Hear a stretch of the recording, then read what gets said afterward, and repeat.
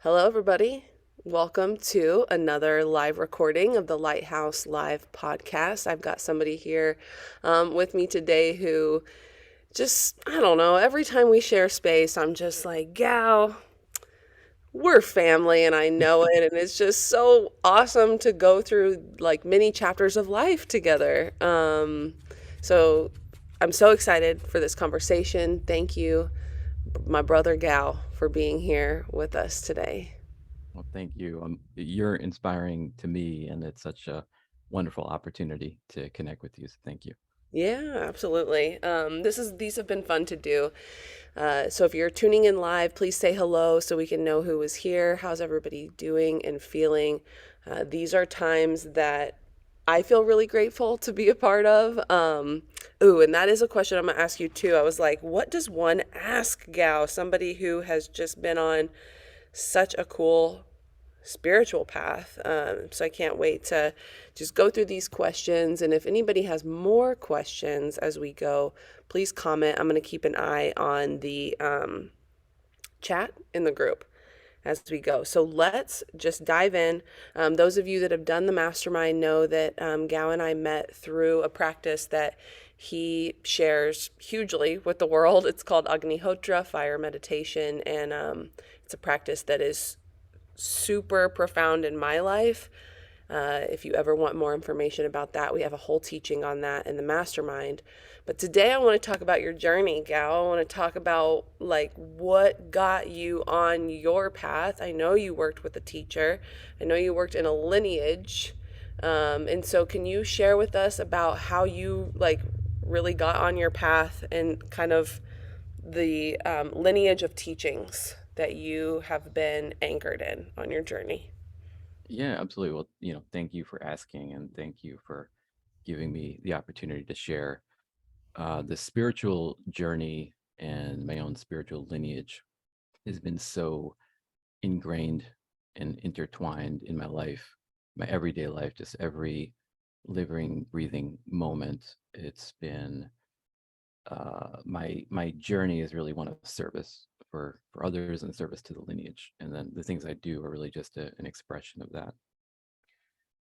I didn't necessarily sort of intend to be initiated into a lineage when my journey first started. It was it was really in 2003. So I was in law school, and uh, I was always interested in meditation previously, before that point in 2003. And I'll share a little bit more about what happened in 2003. I was actually in Union Square, and it was a full moon. I remember I was looking right at the moon, and I remember just feeling so confused in terms of what's the purpose of my life? And I had asked the moon, I was looking at the moon, and I just asked the question, like, what am I here to do? I feel so lost. And the what prompted that question was from many years prior, when I was a very small kid, really before school. I remember I'd be very physically active. And I remember one of the first times I decided to, all right, let me sit still and just be in my mind and just allow my mind to think. And some of the first questions I had thought was, why is it that I'm seeing just through my eyes and not through my mom's eyes or my brother's eyes? Are other people real? Why is it that I can only experience what I have here, what's within my body? And then the question came, okay, how did I get here? Why is it that I was born into this body? And so intuitively I knew there was a reason. So there's a purpose. I was born at this time in this body, but I didn't know why. And I thought it was odd that I couldn't understand, I couldn't trace back in terms of how I got here. It's like a dream. I just woke up in this body, and like, what was before this? Why did I come here? It seemed a little unnatural that I just didn't know. Like, it was just, I'm just here, right? I'm just transplanted here, and here it is, right? And so that question stayed with me, but I never knew how to tap into find an answer. It wasn't until I was in high school, I was 13, then I became interested in different religions. And actually, I was more interested in terms of why people believed and so feverishly in religions. And particularly I was a little off put by sort of the idea of heaven and hell and sort of the penalty if you believe or don't believe, things like that. Mm-hmm. And so it was just confusing to me in terms of why people would really kind of subscribe to that kind of ideology. And so, but that really prompted me giving a sincere effort to learn about different religions and different teachings from different spiritual Mm-hmm. masters. And when I came across Buddhism, I I was really struck in my tracks because everything I was reading before just presumed you needed to have faith in something you can't experience or feel or maybe prove, if you will. I don't know. But when I read the Four Noble Truths from the Buddha, basically about sort of the state of being, the cause of suffering, the way, how to end suffering, and the pathway to end suffering, I remember reading that, and I remember I was so I was reading, I was walking when I was reading it. I remember stopping, and I was shocked right when I got to the end of it, and I realized, wow, that was such a profound insight Mm-hmm. into life, into the cause of suffering, that I knew I wasn't there. That whoever this person was reached a higher state of a deeper ability to have insight into life Mm-hmm. and expound on teachings that were new to me, and I couldn't verify if that was true or not, but it seemed like it could be true. But so I knew there was a lot of growth for me. And then as I was reading in the book, it mentioned about how he would get into meditative absorptions. And in those meditative absorptions, he would remember his past lives. And that immediately clicked when I was younger. It Mm-hmm. was like, oh, wow. So there is a way to tap into that knowledge and that knowing, and that interested me. And that got me really curious about what's meditative and what does it mean to be in a meditative absorption. Mm-hmm. So throughout, but I didn't really start. I was more reading about different books about past lives and just really trying to explore for myself if that was the case or not. And throughout the years, I've always considered myself a introspective person and kind of reflective. And I would always look back at the end of each year and just kind of take an inventory in terms of where it was. And okay, did I grow this year? Did I improve as a person? Am I more patient? Am I more understanding? Am I more compassionate?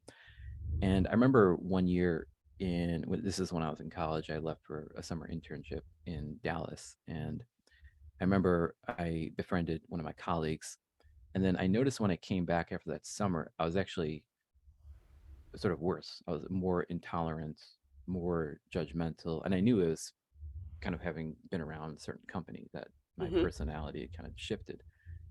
And then I realized that me just being passive in my growth wasn't enough. I needed to do something proactively for Mm-hmm. me to grow and for me to develop. And so that's when I started experimenting with meditation, going to meditation classes, and then being able to experience, okay, what are the results and what are some of the benefits of it. And one of the things I noticed in particular was um, I didn't necessarily, I noticed when I would get into emotional states, I would get into a negative emotional state. My mind would be kind of racing and replaying scenarios that didn't make me happy. Mm-hmm. And I was wondering, like, why, like, if I don't want to think this way, if I don't want to think these thoughts, why is my mind kind of going in this kind of, like, why don't I have the control over my own mind and my own emotions when, these are my mind, my emotions? Why do I find myself losing control of it? And so that was sort of a very practical thing that I wanted to see if meditation could help with that. And so over the years, I was experimenting with meditation, and I definitely noticed improvement, but it never kind of latched on. It was just something, a tool that I noticed that was with me that was helpful. Mm-hmm. And but it wasn't until 2003 when sort of I was really trying to understand, where am I going with my life? Because I was in New York at the time, and I just noticed so many people who are, just so passionate about how they're living their life. And I just really felt I'm kind of, I'm in law school, and what am I going to work in a law firm? It feels so like 9 to 5, it feels so corporate. I feel like I'm selling out. I feel like there's more potential than just that. And so that's when I really sat down. It was in Union Square in New York City in June 2003, and I was looking at the moon. I just asked, what is my purpose? What am I here to do? And it just came to me that the purpose for my life is to experience self-realization, to experience the truth, to try everything within my, within my power, within my ability of effort to reach that state, and then from that state, then help serve. Mm. And so from that point on, so I'm kind of an all in or an all out kind of person. So once I set my mind on something, I'm 100% all in. And so when I came back to Chicago, I was hardcore with all of my practices, like really, really hardcore. I was doing three different, like a chanting. I was doing Agnihotra. Well, I hadn't started Agnihotra at the time, but chanting, um, yoga, and several hours a day in the morning and the evening. And I was even kind of neglecting my law school homework, but I was really focusing on meditation. And as I was meditating, I allowed myself to meditate enough and meditate with enough frequency and consistency that I felt I was able to have an assessment in terms of whether I was making progress or not. Mm-hmm. But I realized I wasn't making, I hit a plateau in my own meditation. And in that meditation, I found myself getting to a point and sort of my mind would start to activate. And so I couldn't get a little bit, I couldn't go further. So I knew within my own devices, I was trying my best. I was sort of learning different techniques that came across my way and trying my best to apply it. And I knew I was giving my best effort, my most sincere effort, but it, it was only yielding so many, sort of the pathway, the progress was only yielding so many results. I was sort of hitting a ceiling Mm-hmm. with that. And so I think kind of, there's a saying that, when the student's ready, the teacher comes. Mm-hmm. And so in 2003, I was connected with my spiritual teacher. His name is Shri Mohan Jadhav. And we didn't meet in person at the time. We only met in person several years later in 2008. Mm-hmm. But we had an opportunity, and he really gave me the opportunity to start asking him questions. And there were a lot of questions that I had that I didn't know anyone who I could ask those questions to, who could kind of give me guidance and give me answers that made me feel um, like, okay, I have a grasp on what's going on, and there's a pathway for Mm-hmm. progress. And actually, that feeling of the anxiousness was growing within me, that I kind of felt I needed to leave and maybe go to India, stay in an ashram, just Mm-hmm. really focus more on my meditation if I really want to make progress with meditation. And so when over email and over the phone, he was really wonderful because he really made himself available just unconditionally, just and just really made it allowed an open forum for me to ask him anything. And so I use that opportunity to ask him, okay, what does enlightenment mean? What is self-realization? What is cosmic consciousness? What is Kundalini? What does it mean to spiritually grow? What does it mean? Like, what's the apex of spiritual evolution? What is it like to live in that state? What does that entail? And uh, all types of questions along those Mm-hmm. lines. And through the course of our dialogue, over the course of several weeks, I noticed for the first time that I felt settled by hearing his words and hearing his answers. I felt settled, that I felt I could make progress where I was. I didn't need to drop out of law school. I didn't need to move to India, but I can be here where I was and make progress. And so at the end of all of the entirety of our conversation, then I was taking, then he asked me what else, any other questions, and I was taking an inventory in my mind.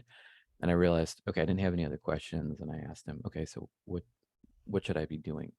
Mm-hmm. So if that's the goal, like what should I be focusing my efforts on? And that's when he shared with me Agnihotra. And Mm-hmm. so that was the first time I started doing Agnihotra.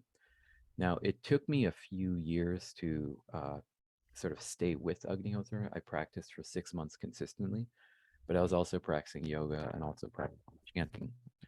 And then I decided to follow a yoga, something that my mom was doing, and I felt that would it would take me into a deeper state of meditation faster, because I would notice my meditation states would be good. Mm-hmm. And so I really just kind of dove into that yoga. Mm-hmm. And it wasn't until 5 years later just through a lot of different circumstances that, again, after 5 years of going with the yoga, again, hit a plateau. I noticed I Mhm. was only going so deep with my meditation that my mom had reached out to, I referred to my spiritual teacher as Guruji. Mhm. So had reached out to Guruji. He was in New Jersey at the time. And then it just so happened that he was coming to Chicago that very next week. Mhm. And he stayed at our home. So then I had the opportunity to meet with him, speak with him in person. Mhm. And it was through a series of conversations, basically, that he was speaking about meditation on sound. So Mm. before I was meditating on feeling, and that's where I was hitting the plateau because I'd focus on a feeling and then just sit into it until it dissolved, and then I had to reset. And then, but I would only go so far to the point of whatever I was focusing on would dissolve. Mhm. And so the first time he was there in Chicago, he he in sort of guided me to focus on the sound, and I actually tried to meditate on the sound. That I felt all this tension just dissipate Mhm. in my mind, and my mind was so much clearer. My thinking was so much noticeably more clear. Mhm. And I told him about it. And the next day, I'd asked him. Well, actually, that night, what he had told me was that what I would experience was energy rise up through my spine, and Mhm. then and then come in a loop. And he said one cycle of that energy would be the equivalent to one solar year of meditation. Wow. And so he said he gave that to me without me asking for it. Mhm. And like I wasn't prepared to hear that, and I had no idea what to. So I had to sleep on it and process it. And the next day, I asked him, how, that's such an incredible gift that you give me. How can I repay that? Mhm. And he said, truly, there's nothing you can do to really repay that because Mhm. it comes from grace. How can you repay, grace? You can't. It's Mhm. grace. And but he said, do Agnihotra, and the reason why is because it makes the Almighty happy.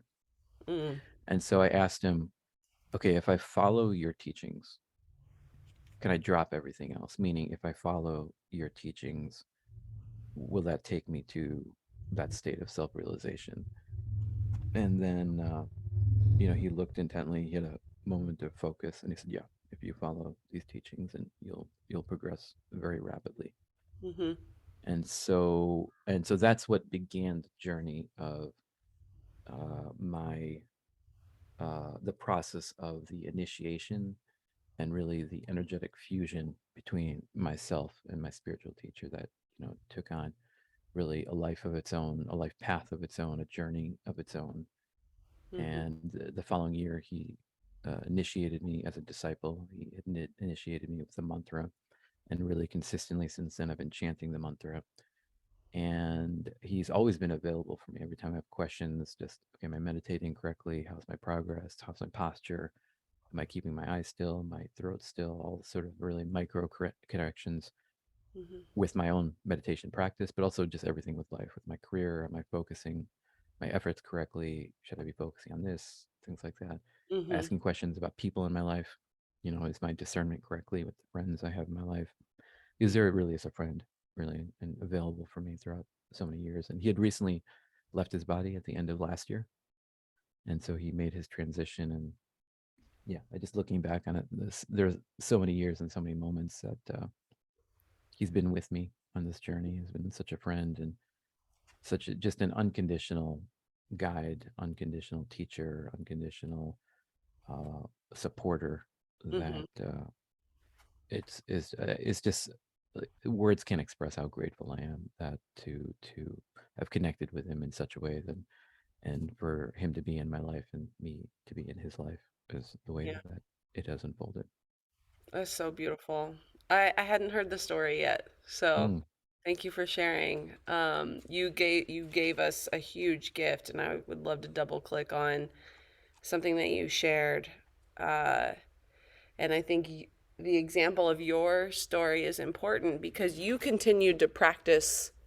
You practice law, right? Or you had like you have a career, you had an actual like career path also, yeah, and yeah, I think that's really important for everybody listening and witnessing this is that a lot of times our mind wants to make it either or. Like I mhm, if I go on my spiritual path, I have to be all in on that, and I have to do work only in the spiritual space and in the transformation space, and kind of all of my earthly skills get put aside. And I love your story because it shows like, no, it can be both. And I've really been working on the both in my world too, and in my work, like what are my very like, this plane of reality and non-spiritual skills that I've been given also, and how can I infuse those into this spiritual path that I'm so passionate about also.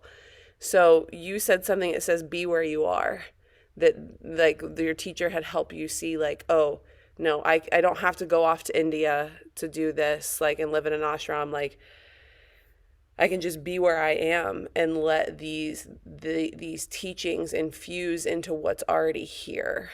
Um, could you share a little bit more about the practice of that, like, and how having practices can help anchor us in, like, I use the phrase a lot, like, love the one you're with, like, love the chapter that you're in, be exactly where you are because that has purpose. But yeah, could you share like what is the practice of being where we are and not always looking for that next thing? Or yes, we're seeking, yes, we want to grow, yes, we want to experience these levels of energy, but how can we also just still do the very real human stuff? Yeah, yeah, that's a great question, and thank you for asking. I think so. Just a little bit of background in terms of me. So I graduated from law school in 2009, 2010. I started a patent asset management company. Mm-hmm. So I'm also an engineer by degree. I have an electrical engineering degree and then a law degree. And then so I worked in a law firm for a number of years. And then in 2009, 2010, I connected with two business partners and started a patent asset management company. And then, we had our own issues growing, the own initial struggles. But then after a point in time, we've hit our stride. It's been 12 years. Mm-hmm. We've grown the company. We have, 60 people that we have full Mm-hmm. time on our team. And we're one of the most active groups in the country. There are a lot of press articles that are written about us, about the activity that we have in the industry. Um, and we're growing. It's been very phenomenal to meet with my two business partners and grow the company in the way that we're growing. And I feel very fortunate. And one of the things that's interesting is that I had specifically asked my spiritual teacher about my career. What should I be doing? What should I focus with my career? And I asked him that with the with the underlying sort of humility that comes with surrender, Mm-hmm. because automatically whatever it is my life path is meant to be, whatever kind of work that is, Mm-hmm. that I want to do that and to the best of my ability. Mm-hmm. And it may not be directly spiritually related, but it may be sort of, I have my career and I have my personal spiritual path, but now I'm doing work in the spiritual path too. Right. And so he had suggested to continue working with my business partners. And then he also said that to write and publish in my field. And so I've been writing a number of articles and I've published a decent amount. And so I'll be writing more as well. Mm-hmm. So with that, I knew that me working in patent law, working with my two business partners and growing the company and continuing to write, it was part of my life path. Mm-hmm. And the way that I've integrated that, and one of the teachings from the lineage that I've been initiated into in terms of Guruji's own gurus in the Mm-hmm. lineage, one of the statements that they said was the ultimately the spiritual path is one of surrendering, and not in a way of weakness, but surrendering to that divine will, where that divine will directs you to, and the work that you do under the divine will's influence and grace.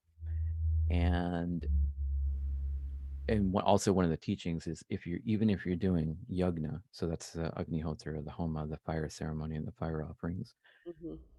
or you're doing work in the office, both are equal in the eyes of the divine, Mm-hmm. because if you're following the will of the divine, then you're doing the divine's work. So for me, it was a path. It was understanding where should I focus my career, because if it was focusing on Agnihotra 100%, and that's the guidance that I was given, then I would gladly do that. If Mm-hmm. it's continuing my career and then maintaining my own spiritual practices and seeing what opportunities unfold in terms of spiritual work and sharing spiritual work, I'm also okay with that. The main thing for me was first understanding, okay, what does alignment with divine will mean to me, and how can I anchor that alignment with divine will? And then what can I do within my own practices to increase the clarity, the receptivity, so it becomes clear to me, there's no doubt in my mind in terms of what it is, a work that would be aligned with divine will, and it could be anything. And then putting forth the effort to do that. And for Yeah. me, my life path required a balance to maintain my spiritual practices and then maintain my professional career. And then 2017, when I started sharing Agnihotra, to put in work and balance community work as well. Mm-hmm. Um, so I think overall is this, that living a spiritual life to me means living a completely integrated life, Mm. right? Now there are people who have a life path of being a renunciate, being a monk, and so not marrying, not having children, being full time on the spiritual path and teaching full time. There are people that do commit to that, and that is their life path. That's also not for everybody, and it's also just as a valid path Mm-hmm. to live in society, to live in community, to contribute to community, to work within community, to have a family while maintaining your spiritual practices. Mm. And if you're able to anchor your life in whichever path you're in to your spiritual practice, maintaining a regular morning and an evening practice and whatever form that resonates with you, but really maintaining the consistency with that, that itself can align you to receive guidance in terms of what it is your life path. And in particular for me, one of the things that my spiritual teacher had told me is that when I'm connecting with the fire itself during Agnihotra, that you can ask questions to the fire, and the fire can guide you as a spiritual teacher. It'll guide you in term and sort of unfold the path before you and the opportunities before you. And it's one of those things where it's kind of, inspiration and opportunity, Mm-hmm. following that to sort of having understanding of what it is that inspires you and Yeah. being open to the opportunities that come your way, and really when those opportunities come your way, seize those opportunities, whether it's a spiritual opportunity or a career opportunity, Mm-hmm. whatever that might look like. I love that. I love that you mentioned it's kind of like the practices and the teachings and you showing up helps with the very human experience of the doubt of the path. And it we speak a lot about clarity and like being clear, like, is this the right path for me? And I love that vision of like aligning with divine will. And when you know you're aligned with divine will, how there isn't a lot of room for doubt, and you just kind of keep going and you trust how things unfold, and there gets to be a lot less projection of how we think things need to unfold or should unfold, and there's way more room for, like you said, opportunity for the living of this divine will. And I think your story is such a cool example of that we need, because I know in the spiritual space and the transformation space especially, so much of it is rooted in like leave everything behind, and just like go all in on this path. And like you said, that's maybe not for everybody. Like there is a way that you'll know. Um, so thank you for sharing about that. And I think that'll be helpful for everybody. If you're watching live, let me know if that was helpful because it was helpful for me. And I even think about that in my own like entrepreneurship journey, like in what I'm offering. So yeah, that was a good nugget there, my friend. um, Awesome. Well, I appreciate the opportunity to share. So thank you. yeah. So my last question for you, and this just came up. It wasn't a question I had, but I think we had talked about this in a group, Agni, at one point, but can you speak to us about in your lineage of teachings and what you've been studying and your own perspective from your practices during these times that we're living in, these times on our planet? What is important for us to know or us to remember or us to be showing up for as everybody that's going to listen to this podcast, wants to connect spiritually, wants to be of service, all of that.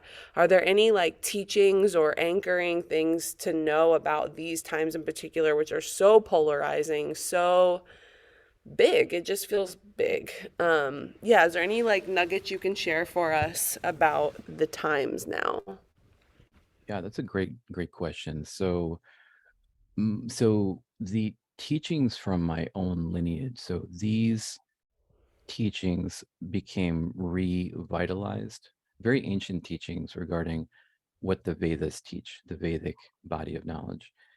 And the Vedic body of knowledge is universal knowledge. It's knowledge sort of that's inherent within the universe. And people who were attuned to these very subtle sound vibrations were able to see the sound vibration itself manifest as script before them, and then basically download the Vedic body of knowledge and then Mm, teach others. And so the the this knowledge is basically the driving force behind me, my purpose, my spiritual purpose, and then my own lineage, hmm basically revitalizing these teachings, revitalizing them to the point where they become um, rooted in science, recognized as scientific knowledge with a scientific basis. That's one of the reasons why we're doing so many experiments and studies on Agnihotra and publishing the results.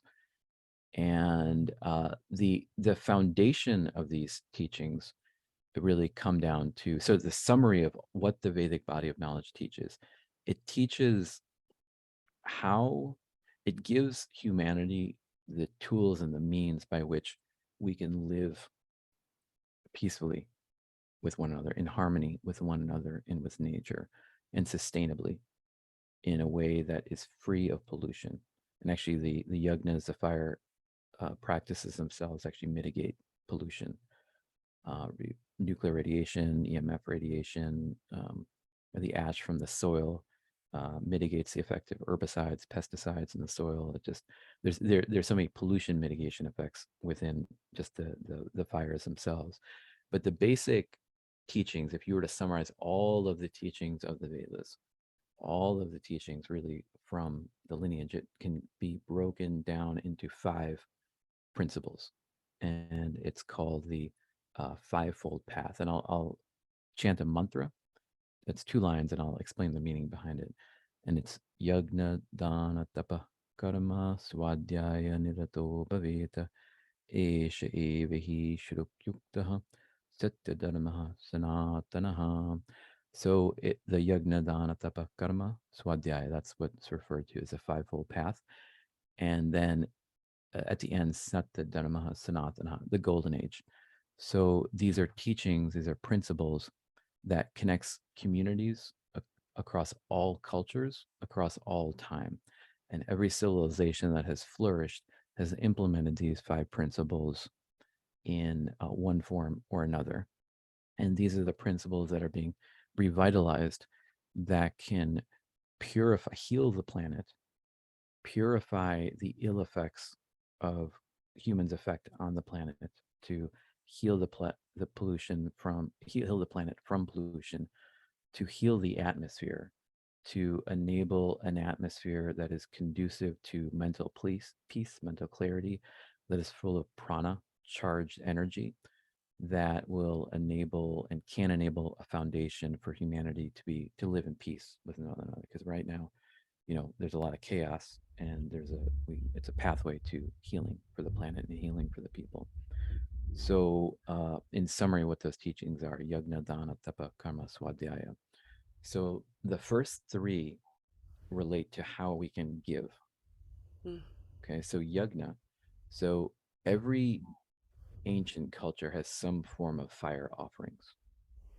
And in the form of fire offerings, when you set an intention and you set words and mantra, as an example, to the fire and give a fire offering, by invoking the mantra, they're basically you're it's basically calling. It's a call to a certain type of really divine energy, a higher form of energy that embodies itself in terms of like abundance, fruitfulness, Hmm. prosperity. These are all subtle energies that manifest as positivities, positive aspects in our life and within our character. So these subtle energies of divinities that nourish nature, that nourish life, and including the sunlight, the air, the water, everything that supports life, support the food to grow that we can eat, healthy, clean air that we can breathe, a prana charged environment so we can be nourished with vital energy as well. So the way that these are supported within nature, the Vedas say through the fire offerings. So by actually giving to the fire with particular mantra, and these are the teachings that we're revitalizing and just teaching everyone, sharing with everybody. How can we give back to nature? Mm. Similar to soil, how when we grow food from the soil, we're converting energy from the soil into food we can eat. And this food that we eat is what enables our cells to reproduce and for us to grow. We need to give back to the soil. We need to add nutrients back to the soil. It's no different than from Mother Nature, from Gaia, from life force energy from the earth, that we give back to and revitalize and replenish nature's energy. And so that's what yagna does. So the first is yagna, giving back to nature, feeding, revitalizing the life sustaining energies of nature. So that's yagna. So Mm. when we do that as a humanity and as a consciousness, then we have balance with nature. So we're giving back to nature. So the energies that support us are balanced. So we consume in a way, but we also give back in a way. So we're in balance with nature. So that's yagna. And these are the things that we teach. These are things I think you mentioned are in the library, and I'm happy to share more on different types of these practices. Open for anybody and everybody. Next is Dan. So that's community responsibility. So within your own community, sharing with the community, sharing your assets, whatever those might be, in a state of gratitude and in a state of humility. So sharing, so that entails community responsibility. So giving back to others in some kind of, it could be with your gifts, it could be with your knowledge, it could be with your know-how, it could be with the work that you do, but in some way giving back and orienting your purpose in a way that's giving back. That, I'm doing my work, I'm in my career, but this is a way I can give back to people. I'm serving other people, I'm helping other people in this way, no matter what sort of that work may entail, no matter what form. If you orient yourself in a way where you're giving service to others, then you are automatically orienting yourself in a way that's most conducive to alignment with your life and your spiritual path. So that's giving to community. So yagna, giving to nature; dan, giving to community; tapa is the bedrock foundation, is giving to the self. Okay, and how we give to the self, how we feed to the self. Tapa refers to inner fire, inner heat. And so when we feed our inner fire, that's when we become full of vitality. That's when we have the energy. That's when we have the ability. That's when we attract the opportunities, the tapas. And so tapas is that inner fire. It basically refers to a spiritual practice. And most importantly, is the consistency with the spiritual practice. Because and that requires a discipline, right? And what we're doing is when we have a consistency with our spiritual practices, we are prioritizing us. we are carving time out of the day for us that we can focus on me and aligning with my spiritual practice in the morning and the evening. Taking that as a priority, and then I'm reorienting my day and reorienting my life around those two priorities. And when you have a life that is in rhythm with the spiritual practice, a daily rhythm with the spiritual practice, then that's when all of our energies, even our mental thoughts, become aligned. When our daily rhythms develop momentum, then that orients our internal rhythms, our internal chronobiology, and that internal, the rhythmic coherency of our own chronobiology set by our daily rhythms, that's what it creates, that inner alignment. So having a consistent spirit, and that's how we feed the self. That's how we give to the self. Now we can enjoy things, things that are nice, and we can take a walk. Now, if that walk is part of your spiritual practice, then that's where it really comes in terms of feeding the self, allowing the self to grow, nurturing the self through a regular spiritual practice. So yajna, giving to nature, dan, serving the community, tapa, serving the self through a regular spiritual practice. Fourth is karma. So satkarma, doing things in a way similar to dan, doing orienting your actions in a way that's in service to others. Mm-hmm. So the way to align your work that you do is think of it from the perspective of I'm doing my work, but hey, it's serving my client who I'm meeting with. I'm uplifting in some way, or the product I'm creating, it's good for the environment. And if people use this type of product, then and instead of something else that may be environmentally not friendly, then it's supporting the environment. So orienting your work and orienting your relationships in a way that you're in service to others, and then be detached from whatever results come, whether the results are what you expect them. Basically, let go of all expectation. Focus on what you can control, and what you can control is your effort. And the last one is swadhyaya, self-study, engaging in a practice where you're asking yourself questions, self-reflective questions, and in particular, asking yourself, just reflecting on the day, did am I happy? Am I happy with how the day turned out? Am I happy with my decisions? Am I happy with for example, orienting your compass? For example, if you notice patterns in your life, like swadhyaya, self study is a great way to assess. Okay, I know it felt internally right to make this decision, but did this decision lead to a result I was happy with? Mm-hmm. If yes, great. That means my compass is oriented correctly. If not, then okay, maybe my internal compass needs to be reoriented. I need to work on reorienting that internal compass. And maybe what I felt was right was maybe not right. And sort of that self reflection in terms of what's the course correction that I need to make and how can I make that, and being aware of what those course corrective steps are. So yagna, dana, tapa, karma, swadhyaya, giving to nature, giving to community, giving to self, uh, or orienting your life in a perspective in a way of service and detachment to the results and self-reflection. And so these are tools that we're teaching that if you're able to, anyone, this is, regardless of spiritual path, regardless of religion, regardless of fellowship, these are, it doesn't require conversion to a certain belief system, but these are principles that anyone can implement in their life that basically, what the Vedas say is if we can, as a humanity, if we can achieve uh, this balance within our own lives, then peace on earth, heaven on earth will come to pass and will come to be. Ugh, mic drop. I'm gonna drop the mic for you. Yes. That was so good. I haven't heard those before. It's inspiring me to dive more into the teachings of the Vedas.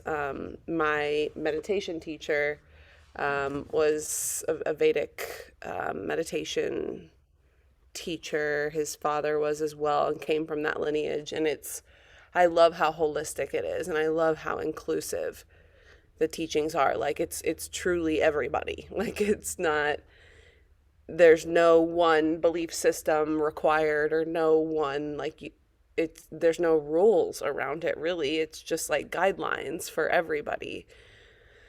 And I think that that's what I love the most about the spiritual path is I'm very similar to you. When I dove into particular like religious systems, it felt so limiting because it was like, but wait, what about that over there? What about that over there? Like, where's the space where everything can exist? Because we Right. are all here together.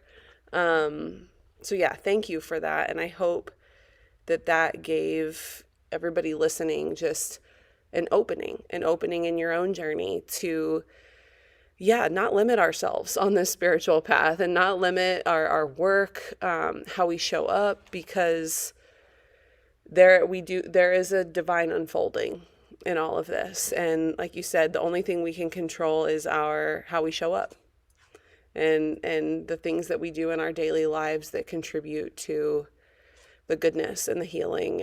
And so thank you for the work that you continue to do, especially when it comes to Agnihotra. You guys know I'm a big fan of the practice, so reach out to me or Gau if you have questions about starting a practice. I'll tell you, Gau, we're going to retreat next weekend. It's my last retreat before baby, and I think we're going to have like 5 or 6 patras there, Oh, wow. 26 women Wow. all out. Yeah, it'll be like my biggest Agni sit that we've had to date, and I just cannot wait. I just love sharing it.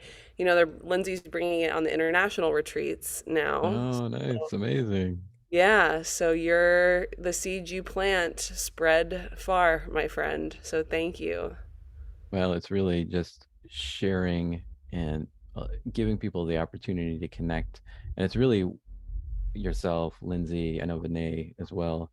It's just naturally when you connect with something and share with something you love. So it's really all of us. Yeah, awesome.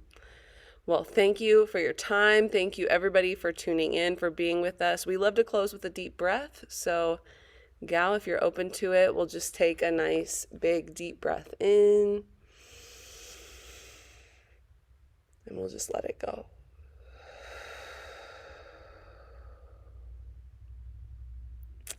Thank you, my friend. Congratulations on everything, and we'll see you Thank you, again. Danielle. I Yeah, appreciate it. And you, like as I mentioned, you are inspiring to me. All the work that you're doing, everything that you're doing to support the community in your own path. Thank you. Thank you. thank, yeah, yes. We'll see you guys soon. Have a great day. We'll see you next time for Lighthouse Live.